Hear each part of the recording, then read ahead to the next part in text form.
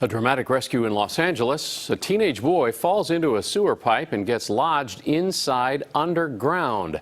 Dave Lopez shows us how it happened and how an hours-long dramatic search and rescue unfolded.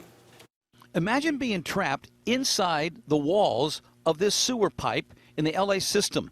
Water about 2 feet deep splashing all around you, filled with untreated raw sewage. That scenario happened to 13-year-old Jesse Hernandez. The Hernandez family told detectives that Hernandez and a couple of his cousins, they wouldn't say how many, left the picnic area, crossed Zoo Drive, and came through this area where it's all abandoned, and hopped a fence and wound up in front of this building, no longer used by the sanitation department. He climbed up onto the roof, according to his cousins, and he started jumping up and down on some plywood.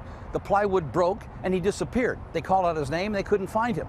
So somehow he fell from the rooftop through the plywood into a hole and wound up in the sewer system. So most probably he fell in and he slid, and it's very slippery all the way down. All the way down for about 3/4 of a mile.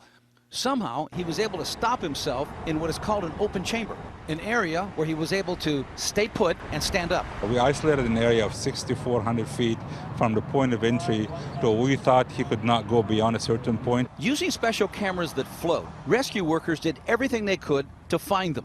After all, you couldn't put men into the system, so the cameras had to do the work, and they came up with a key clue just before 4 in the morning. One of the cameras showed handprints on the side of the sewer and an elbow.